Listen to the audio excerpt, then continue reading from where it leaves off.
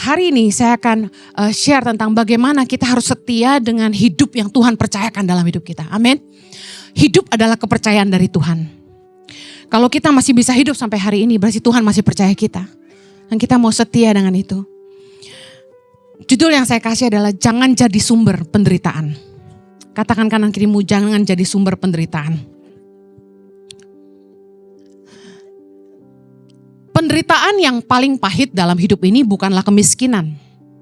Penderitaan yang paling pahit dalam hidup ini adalah penyakitan. Banyak orang berpikir harta adalah segalanya, tapi saya kasih tahu, kesehatanmu lebih berharga daripada hartamu. Banyak orang mengejar harta seumur hidupnya, tapi kemudian mereka tidak bisa menikmati apa-apa karena mereka lupa. Harta yang jauh lebih berharga adalah kesehatan, yaitu hidup kita. Yang setuju katakan amin. Kalau Anda miskin, Anda masih bisa bangkit dan bekerja supaya bisa makan. Saya ini orang yang pernah susah, jadi saya ngerti apa yang saya ngomongin. Orang yang susah tidaklah menderita. Orang yang miskin tidak menderita. Orang yang tidak pernah miskin, lihat orang miskin sangat menderita. Tapi bagi orang yang udah biasa miskin dan gak pernah kaya, mereka gak tahu apa itu penderitaan. Karena bagi mereka biasa aja. Waktu saya ke NTT, saya lihat orang yang miskin, mereka gak punya kemewahan kayak kita, yang kita bilang mewah seperti bisa jajan di supermarket, beli potato chips, beli permen, biskuit berbagai merek. Mereka gak bisa makan coklat, mereka cuma ngunyah sirip pinang. Tapi mereka happy. Jadi saya bisa saksikan kemiskinan bukanlah penderitaan buat orang yang benar-benar miskin dan gak pernah kaya. Karena mereka gak tahu apa bedanya. Tapi coba suruh orang kota pergi ke pedalaman yang gak ada fasilitasnya. Mereka sangat-sangat menderita. Saya kasih tahu. Kalau Anda miskin, Anda masih bisa bangkit, kerja dan bisa makan. Tapi kalau orang yang sakit, ada uang pun mereka gak bisa makan sembarangan. Yang kolesterol darah tinggi, diabetes, katakan amin. Untuk apa coba hasil kerja keras kita kalau kita gak bisa menikmatinya? Pengkhotbah 6 ayat 2 berkata, orang yang dikaruniai Allah kekayaan, harta benda dan kemuliaan, sehingga ia tidak kekurangan suatu pun yang diingininya, mau apa bisa beli. Tetapi orang itu tidak dikaruniai kuasa oleh Allah untuk menikmatinya. Melainkan orang lain yang menikmatinya. Inilah kesia-siaan dan penderitaan yang pahit. Saya kasih tahu, penderitaan yang pahit itu bukan kemiskinan. Tapi ketika kita bisa punya segalanya, tapi kita gak bisa nikmatin. Yang makan coklat pembantu di rumah. Anda cuma demen belanja aja, ya kan? Kayak saya, keluar negeri gak pernah gak beli coklat. Tapi ujung-ujungnya satu butir pun gak pernah saya makan. Karena kan Ibu Heni di endorse harus jaga body. Naik sekilo udah stres. Saya lagi ngurangin makan nih. Lagi berusaha ngurangin sekali aja makan dalam sehari. Belum mampu. Tapi saya kasih tahu. Orang yang makan sebanyak apa gak pernah gemuk. Saya mau kasih tahu, Anda hidup penuh kasih karunia. Anak yang kerja di rumah saya, dia naik ke atas timbangan kemarin. Saya ikut ngintip, berapa? 38, kurang gizi kamu. Saya bilang gitu, anaknya kecil, kurus banget gitu. Iya nih, padahal udah makan banyak mah. Lebih banyak dari mama. Saya kalau lihat mama makan saya kasihan, dia bilang gitu. Ih kurang ajar. Dia kasihan sama gua. Terus saya bilang gini, kamu kalau makan langsung keluar ya? Iya payah dia bilang. Makanya gak bisa gemuk, makan banyak keluar lagi. Saya liatin dia dengan pandangan iri hati. Enak banget kamu. Sekali lagi dia ngomong. Iya, kalau mama suka cerita, mama kok gak BAB, saya kasihan sama mama. Dia bilang gitu. Saya sampai dikasih fiber sama Dermaster. Supaya bisa ke belakang saudara. Saya ngiri sama suami saya. Kenapa sih bisa gak adil gini? Suami saya gampang banget ke toilet. Gampang banget tidur. Apapun gampang. Bagi dikit kenapa? Dia tinggal putuskan. Saya mau tidur. Langsung hilang. Gak perlu hitung satu. Langsung hilang. hidup penuh kasih karunia. Jadi kalau Anda mau bicara berkat, bukan cian aja, tapi karunia, kuasa dari Tuhan untuk menikmati hidup kita. Katakan amin. Haleluya. Orang yang punya penyakit, saya kasih tahu, itu sangat menderita.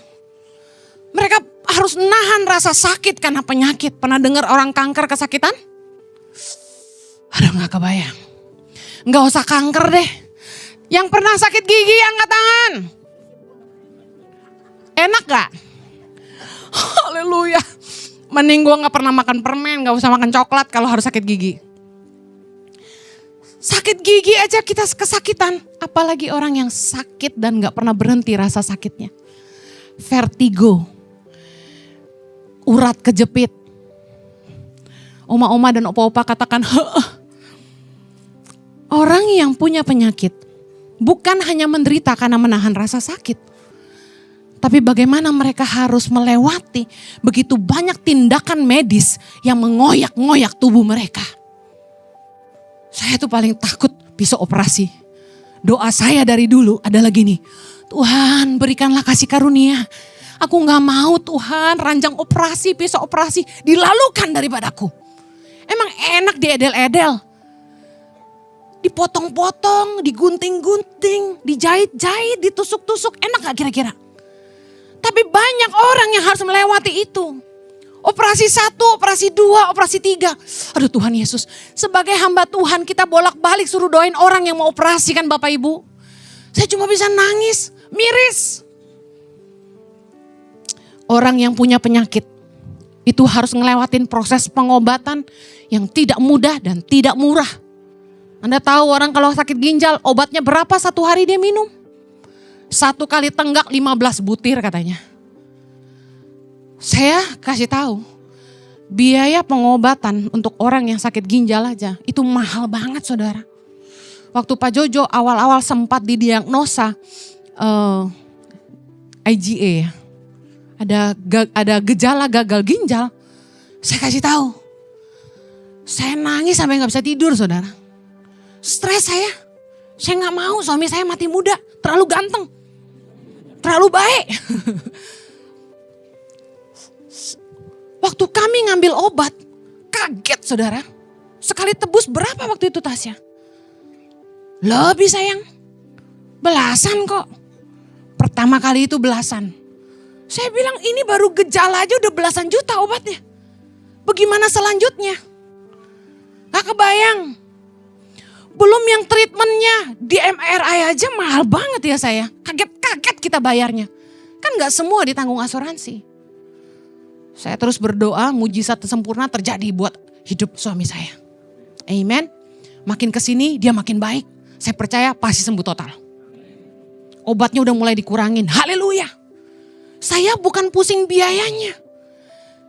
Kasihan kalau sampai gagal ginjal. Anda tahu ujungnya apa? Cuci darah. Penderitaan bagi orang-orang yang penyakitan adalah gini. Dia harus melewati proses pengobatan yang tidak mudah, tidak murah, terapi, konsumsi obat, dan yang paling parah tergantung hidup dari mesin. Tergantung hidup dari alat medis. Seperti cuci darah dan life support. Orang kalau dicopot dari mesin, that's it, dia meninggal. Banyak yang ngalamin itu. Jadi kalau saya mau bilang gini, penderitaan yang paling pahit adalah penyakit. Katakan amin. Miskin itu bisa dikalahkan. Kalau penyakit datang. Tidak ada satupun yang punya pilihan. Kita cuma bisa berusaha. Tapi saya mau kasih tahu, jangan pernah menyerah. Hidup ini layak dipertahankan selama Tuhan masih bisa menolong kita. Amen. Haleluya. Saya mau awali dulu supaya mindset Anda berubah.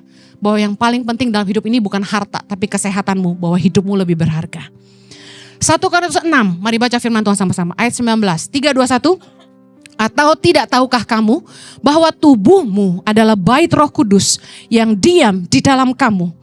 Roh Kudus yang kamu peroleh dari Allah dan bahwa kamu bukan milik kamu sendiri. Sebab kamu telah dibeli dan harganya telah lunas dibayar.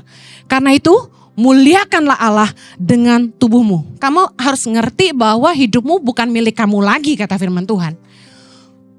Hidupmu itu sudah dibeli dan harganya lunas dibayar.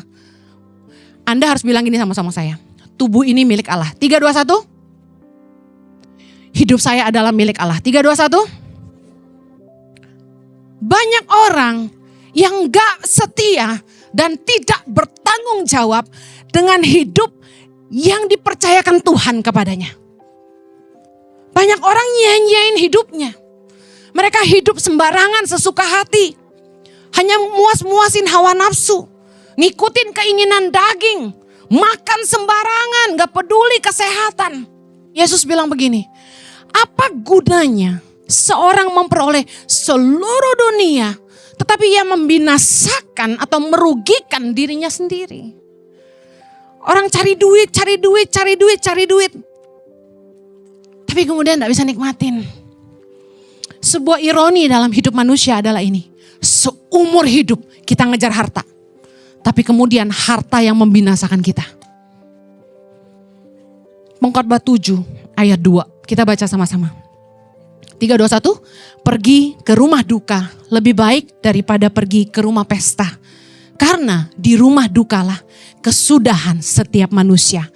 Hendaknya orang yang hidup memperhatikannya. Waktu Anda di rumah duka, yang paling penting tuh jangan lihat kacangnya.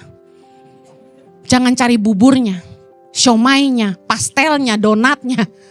Yang Anda harus perhatikan, kata firman Tuhan, hendaknya orang yang hidup memperhatikannya adalah apa? Ujung dari hidup semua orang adalah kematian. Anda mau hidup dalam kebenaran, Anda tidak hidup dalam kebenaran, ujung hidupmu adalah kematian. Tua maupun muda, kita semua akan menghadapi hari kematian. Kita harus sadar bahwa tidak ada seorang pun yang bisa menahan kematian ketika hari itu datang. Karena itu kita harus mempersiapkan diri. Kapan saja Tuhan panggil kita. Kita tidak bisa bilang gini, gue masih muda, masih panjang Bu Heni, siapa bilang? Bukankah banyak anak-anak yang pergi duluan sebelum orang tuanya? Kesedihan yang menurut saya sulit diobati adalah seorang ibu yang sudah tua dan harus menguburkan anaknya sebelum dia meninggal. Kita harus siap kalau suatu hari itu datang. Karena itu bijaksanalah dengan hidup Anda. Saya tuh selalu siap-siap. Saya gak tahu kapan Tuhan panggil saya, tapi saya selalu siap-siap. Makanya selama saya masih sehat dan saya masih hidup, saya atur semua baik-baik. Ya beruntung saya gak punya harta yang banyak, jadi gak terlalu jelimet ngaturnya. Saya cuma kasih tahu anak-anak saya sama suami saya, PIN bank saya, kode PIN berangkas, kuncinya di mana. Dan saya jelasin ke depan kamu harus bagaimana. Kalau mama gak ada kamu harus bagaimana. Saya udah pesan-pesan deh. Selama Anda hidup, kata firman Tuhan tadi, orang yang hidup memperhatikan orang yang meninggal. Cek hidupmu, coba renungin. Selama Anda hidup, apakah Anda jadi beban? Apakah ada orang-orang yang dirugikan selama Anda hidup? Yang kedua, kalau suatu hari Anda mati, apa yang Anda akan tinggalkan? Tanyakan dirimu. Hutangkah? Warisankah? Nama baikkah? Atau nama buruk? Saya mau kasih tahu akhir dari hidup kita. Setiap kita. Tergantung dari bagaimana kita hidup hari ini. Lihat firman Tuhan. Roma 2 ayat 6. Kita baca sama-sama. Ia akan membalas setiap orang menurut perbuatannya. Yaitu hidup kekal kepada mereka yang tekun berbuat baik, mencari kemuliaan, kehormatan, dan ketidakbinasaan. Tetapi murka dan geram kepada mereka yang mencari kepentingan sendiri, yang tidak taat kepada kebenaran, melainkan taat pada kelaliman. Penderitaan dan kesesakan akan menimpa setiap orang yang hidup yang berbuat jahat. Pertama-tama orang Yahudi dan juga orang Yunani. Tetapi kemuliaan, kehormatan, dan damai sejahtera akan diperoleh semua orang yang berbuat baik. Pertama-tama orang Yahudi, juga orang Yunani. Ayat 11, sebab Allah tidak memandang bulu. Hati-hati dengan hidupmu, bijaksanalah. Apa yang kamu tabur selama hidup, itu yang kamu akan tuai di hari nanti. Hendaklah yang hidup memperhatikan hari kematian. Apa yang kamu buat dengan hidupmu? Pernahkah Anda berpikir tentang mereka yang akan terdampak karena gaya hidupmu dan perbuatanmu dan keputusanmu hari ini? Suka nggak suka, hidup kita ini akan memberi dampak buat orang-orang di sekitar kita. Katakan amin. Banyak orang yang sangat egois, hidup hanya mementingkan diri sendiri. Kita akan bahas nanti. Saya punya salah satu prinsip hidup, di mana bagi saya, selama saya hidup, saya nggak mau jadi beban buat orang. Selama saya hidup, saya nggak mau hidup saya nyusahin orang. Makanya saya tuh doa gini, Tuhan, suatu hari kalau saya harus mati, saya mau matinya lagi tidur. Kalau bisa itu nggak usah pakai sakit, luputkan saya dari pisau operasi.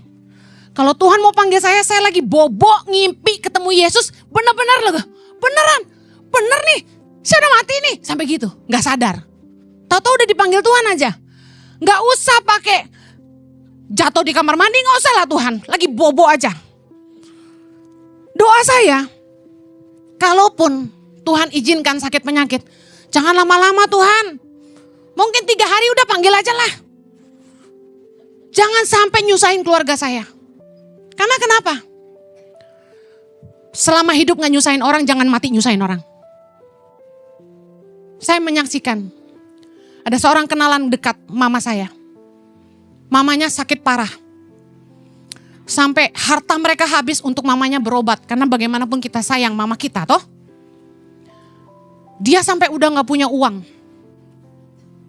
Dia jual tokonya supaya bisa bayar tagihan rumah sakit yang banyak.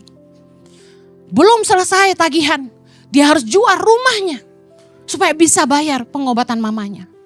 Mamanya gak keluar-keluar di rumah sakit. Anda tahu, akhirnya mamanya meninggal juga. At the end of the day kita semua harus meninggal, bukan? Tapi bagaimana dengan mereka yang kita tinggalkan? Setelah mamanya meninggal, anaknya udah gak punya apa-apa, saudara. Dan yang sedih gini, anaknya udah gak muda. Umurnya udah hampir lakcap, udah 50-an. Istilahnya mau bangun hidup lagi berat. Bukan gak bisa, masih bisa. Tapi kasihan. Makanya saya doa sama Tuhan. Kalau suatu hari Tuhan panggil saya gak mau jadi beban buat anak-anak saya. Makanya dari sekarang asuransi kesehatan dan asuransi jiwa penting, saudara. Agen asuransi selalu diuntungkan dari khotbah saya. Meskipun saya bukan agen asuransi, tapi saya kasih tahu. Saya paling marah sama orang-orang yang egois. Makan seenak perut. Makan yang dia mau. Hidup sembarangan. Tidur subuh, bangun siang, hidupnya gak sehat. Tapi begitu dia sakit, gak punya asuransi. Ngantri BPJS, bagaimana rasanya? Haleluya. Yang paling parah, udah gak punya asuransi yang harus bayar keluarganya. Lalu begitu meninggal, gak ninggalin asuransi jiwa yang bisa nutupin utang-utang biaya pengobatan. Bye-bye. Betapa egoisnya orang hidup, gak mikirin apa yang akan terjadi dengan orang-orang yang terdampak dengan gaya hidupnya dan keputusannya. Baik ketika dia hidup maupun ketika dia mati. Yang mengerti katakan amin. Rasul Paulus dalam banyak ayat. Salah satunya 1 Tesalonika 2 ayat 9. Kemudian 2 Tesalonika 3 ayat 8. Diulang kata-kata yang sama. Supaya jangan menjadi beban bagi siapapun juga di antara kamu. Dua-dua ayat ini mengatakan yang sama bagaimana Rasul Paulus berusaha dalam hidupnya. Dia tidak mau jadi beban bagi siapapun. Hidup ini harus jadi berkat. Coba pikirin. Siapa yang akan terdampak dengan semua keputusan yang Anda buat hari ini? Siapa yang akan terdampak dengan gaya hidup Anda hari ini? Orang-orang yang gak peduli dengan orang-orang yang mungkin akan terdampak karena hidupnya, kelakuannya adalah orang-orang yang paling egois di dunia. Saya kasih contoh. Sehari-hari bagaimana hidup kita akan memberi dampak pada orang-orang di sekitar kita. Contoh, ada orang tua yang suka banget berhutang. Ngutang sana, ngutang sini. Alasannya buat bisnis. Tapi kemudian mereka enggak mikir, kalau ada apa-apa sama mereka, siapa yang nanggung hutang mereka? Berapa banyak anak istri yang harus meninggalkan rumah karena papanya berhutang di mana-mana. Kalau bisa rubah gaya hidup kita. Cukupkan diri kita dengan apa yang ada. Kalau sampai kita pinjam uang bank, pastikan Anda punya uang, aset lebih untuk menutupi hutang itu. Jangan pinjam uang sama bank, lalu kasur tempat anakmu tidur pun diangkut, bahasanya gitu. Bisa paham gak?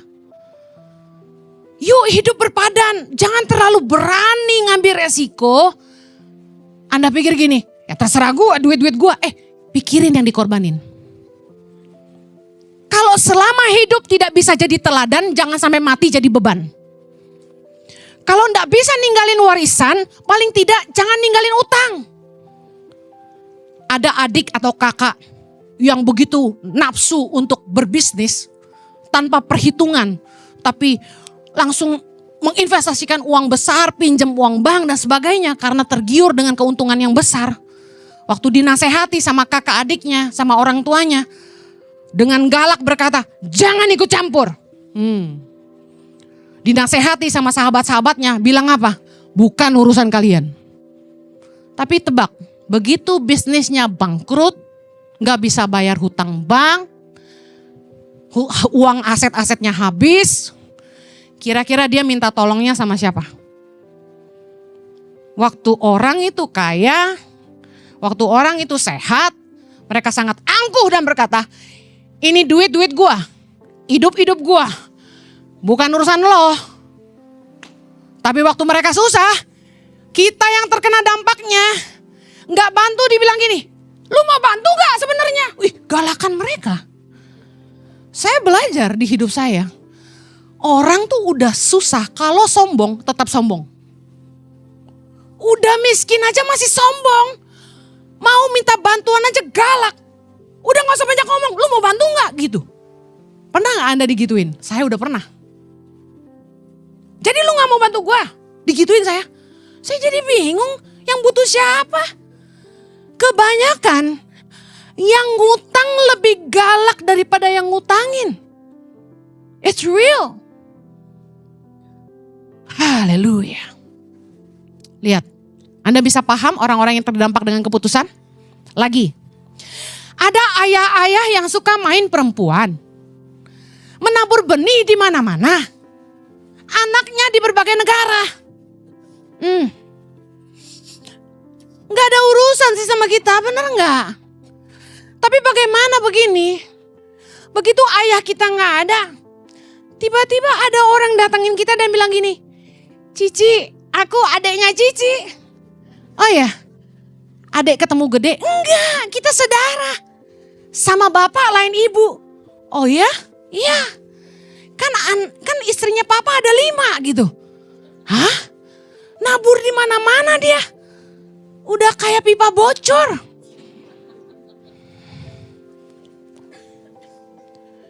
Itu sih gak seberapa kalau gak nyusahin ya. Lumayan lah kita jadi punya banyak saudara. Amin. Tapi nih, tiba-tiba ada pasangan datang ke kita. Ibu pendeta. Saya sudah pernah nikah, anak saya udah besar-besar. Sekarang saya sudah janda, saya mau kawin lagi. Laku juga janda-janda yang jomblo aja belum. Terus saya nanya langsung, maaf Bu, boleh tanya. Ibu rencana kalau nikah lagi izin anak gak? Kan anaknya udah gede-gede. Minta restu gak sama anak? Orang tua biasa sombong kan? Ngapain kita kawin lagi minta izin anak kita? Ngapain kita nikah lagi mesti minta restu anak? Hidup-hidup kita orang tua. Hang on, ibu umur berapa? 40-an, oke. 40-an masih bisa punya anak ibu-ibu? Bisa, Eke masih subur. Katakan umur 42 punya anak lagi. Kira-kira anak umur 20 udah bisa mandiri belum Bapak Ibu? Belum. Berarti dia umur 62 anaknya belum mandiri, setuju? Mungkin masih kuliah, setuju gak? Bapaknya ibunya umur 65, anaknya masih kuliah. Kira-kira masih butuh bantuan kakak-kakaknya gak? Masih. At the end of the day, banyak orang tua yang begitu egois, nikah lagi waktu nikah gak minta restu, tapi begitu punya anak nyusahin anak. Pusing gak kira-kira? Banyak juga yang gak cuma nitip adik, tapi nitip om, nitip tante. Nanti kalau mama kenapa-napa, tolong urus om kamu ya. Karena suaminya, papa tiri kita, udah tua juga. Jadi punya double kita. Kalau main badminton double sih gak apa-apa punya cadangan double. Tapi kalau bapak jadi 2, emak jadi 2, adik jadi 8, haleluya. Kita ini generasi sandwich kan? Mesti ngurusin anak tapi nanggung orang tua. Bebannya nambah. Adik kita. Om, tante. Saya mau ngomong ini. Banyak orang tua yang terlalu egois. Pikir hidup-hidup kita. Bukankah mengurus orang tua di masa tua adalah ibadah? Katakan amin. Amin. Sebagai anak-anak yang takut Tuhan dan ngerti kebenaran, kita pasti urus orang tua kita. Kewajiban kita urus orang tua, bukan orang tua tiri. Bukan adik kakak tiri, oi. Pasti mereka akan bilang gini, lu kira gue mau cerai? Kalau bisa milih, gue juga gak mau nyusahin lu. Kalau saya juga bisa milih, saya juga gak minta dilahirin. Semua orang bisa argumentasi. Tapi yang saya mau Anda sadar gini, sebelum Anda bikin keputusan apa-apa dengan hidupmu, jangan terlalu egois dan berkata, ini hidup saya, hak-hak saya, duit-duit saya. Pikirin orang-orang yang terdampak dengan keputusanmu yang salah. Pikirin akibatnya buat generasi selanjutnya. Saya, biarpun gak kaya, gini-gini udah nabung buat hari tua saya. Saya udah bilang sama Chloe Zoe Excel, mama gak akan nyusahin kamu. Hal terakhir yang kamu perlu lakukan buat saya, hanya berdoa di hari mati saya. Bahkan buat peti mati saya, kamu gak usah pusing. I'll make sure I have money for that. Makanya orang tua jangan terlalu selon ngasih harta ke anak. Tabung buat hari tuamu. Selama Anda punya doku, mereka respect sama Anda. Jangan sampai sebagai orang tua kita jadi beban sama anak kita. Yang ada kita gak dihormatin. Kita tidak diinginkan. Karena kita cuma jadi beban. Saya udah jadi orang tua. Saya paham apa artinya. Jangan sampai anak kita gak hargain kita. Yang ngerti katakan amin. Terakhir. Ada orang-orang tuh yang suka ngerokok. Udah kayak kereta api. Minum minuman keras. Selalu alkoholan tiap hari. Makin hari makin keras. Lebih keras dari miras. Kalau makan sembarangan. Makan all you can eat all the time. Ya. B2. Bakmi. Durian. Semua deh yang kolesterol. Tapi terus gak mikir. Gimana dengan hidupnya ke depan? Pengkhotbah 7 ayat 17 bilang gini. Janganlah terlalu fasik. Janganlah bodoh. Mengapa engkau mau mati sebelum waktumu? Saya percaya banyak orang yang mati sebelum waktunya. Sebenarnya Tuhan punya rencana yang lebih panjang buat dia untuk dia hidup sehat. Tapi karena dia rakus, dia mati duluan. Sebelum rencana Tuhan selesai dalam hidup dia. Anda percaya gak? Dan yang tadi saya bilang, orang-orang yang kayak gini nih, ada yang gak punya asuransi kesehatan, ada yang gak punya asuransi jiwa, bahkan gak punya tabungan buat hari tua. At the end of the day, karena mereka makan seenak perut, gak peduli fisik mereka penyakitan lalu nyusahin. Sorry, saya harus ngomong keras, karena saya pengen Anda sehat, supaya keluarga Anda bahagia. Siapa yang akan terdampak akibat dari gaya hidup kita yang gak sehat? Cara makan kita yang sembarangan. Waktu masih sehat, masih muda, sombong. Duit-duit gua, mulut-mulut gua, perut-perut gua. Bukan urusan elu. Makan deh tuh. Tapi giliran mereka sakit, yang aku gak bisa bangun, kepalanya kelayangan. Mandiin dong. Ntar kalau gak mau dibilang gak setia.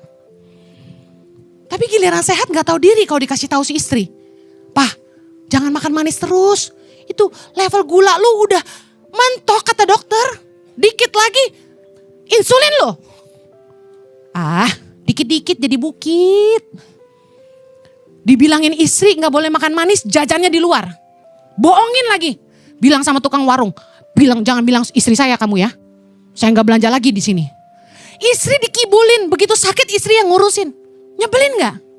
Ini saya gak curhat, suami saya gak gitu.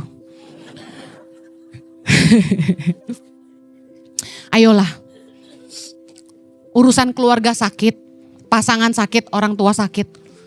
Suka gak suka harus kita urusin bukan? Itu bukan pilihan bukan? Maaf nih, bawahan sakit aja. Itu ada beban moral sebagai pemimpin kalau gak diurusin. Tapi selama mereka sehat, makan gorengan terus. Gemes gua. Nanti, Bu gak masuk kantor, GERD. Rawat rumah sakit. Gue bilang doyan banget sih masuk rumah sakit, saya paling gak suka masuk rumah sakit. Puji Tuhan asuransi saya gak pernah klaim. Sehat. Terus ada yang bilang gini, rugi lu bayar asuransi mahal-mahal gak pernah diklaim. Amit-amit mending gak pernah klaim. Bener gak? Saking sehatnya sama asuransi dikasih piagam penghargaan dan uang bonus. Amin. Well, jangan egois sama hidupmu. Ngurus orang sakit tuh gak enak. 1 Korintus 6 ayat 12. Segala sesuatu halal bagiku, tapi bukan semuanya berguna. Segala sesuatu halal bagiku, tapi aku tidak membiarkan diriku diperhamba oleh suatu apapun. Jangan karena keterikatanmu dan rasa enakmu bikin hidup orang lain gak enak. Lagi ngerokok enak, depas-depus. Lagi minum alkohol, mabok-mabok gak jelas. Ya kan? Main perempuan, main laki. Kan zaman ini sekarang harus netral. Kalau enggak jadi hamba Tuhan diejek. Jangan Anda yang enak-enak, orang lain yang harus nuai yang gak enak. Bisa paham gak?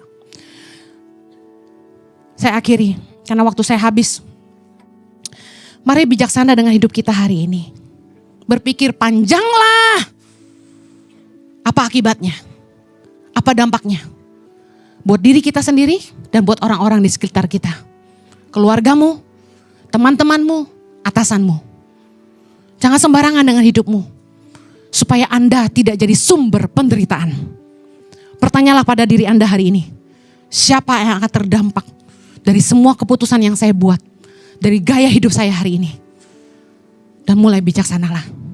Karena hari matimu akan menceritakan segalanya. Mari kita berdoa. Bapa di sorga, bikin kami jadi orang-orang yang membawa kebahagiaan bukan penderitaan.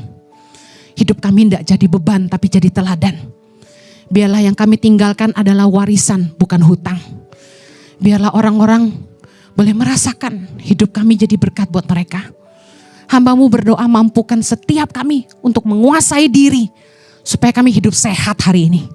Karena kami tahu bahwa harta yang paling penting adalah kesehatan bukan kekayaan. Terima kasih Tuhan. Berkati umat-Mu supaya mereka taat melakukan firman-Mu. Hanya di dalam nama Yesus kami berdoa. Yang diberkati katakan, amin. Katakan kanan kirimu, selamat hidup sehat.